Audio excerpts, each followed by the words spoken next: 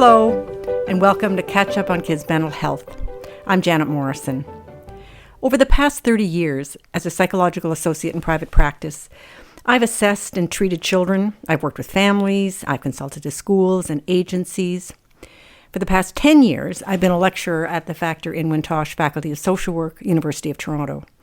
I'm also on the board of CATCH, or Collaborative Psychotherapy for Children, which is a charitable organization providing school-based treatment for abused and traumatized children.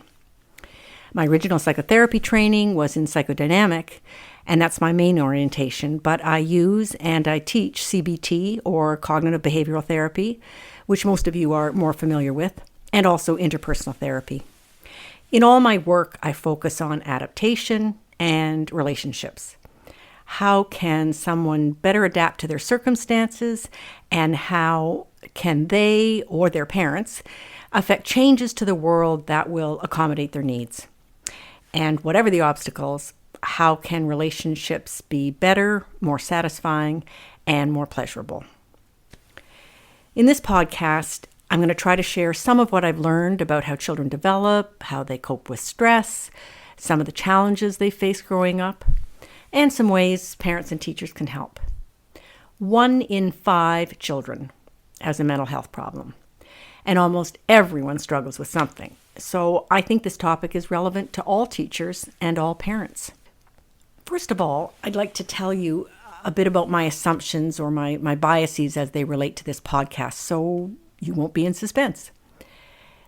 Children come into the world with parents, and from day one, they're in relationships.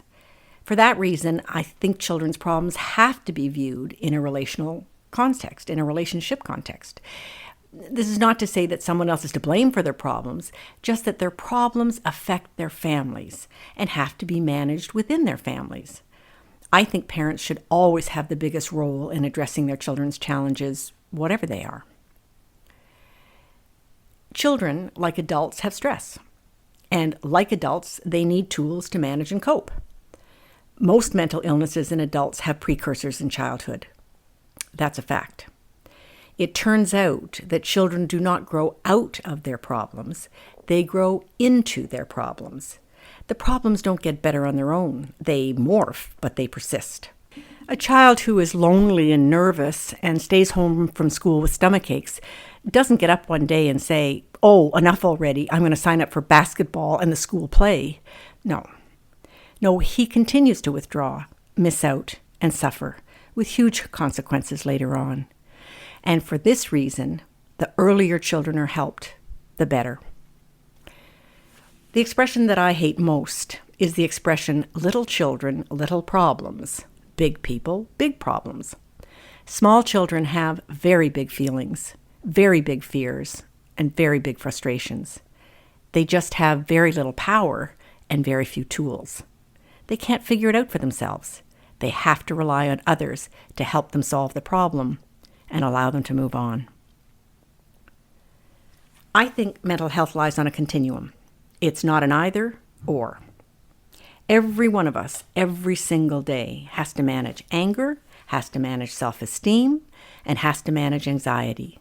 And some days are better than others. On a bad day, most of us could get a diagnosis of something or other.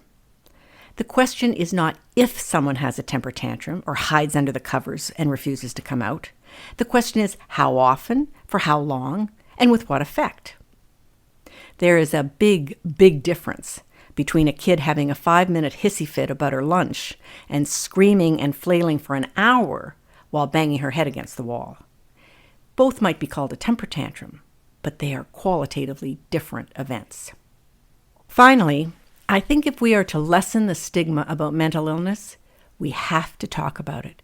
We have to give our children permission to talk about it, and we have to give them the tools to address it. I should disclose that I'm old, I'm white and privileged. And about that, I can only say that I have worked with and taught a lot of people, and I never assume I know anything about someone else's experience because I don't. I make it a point to ask.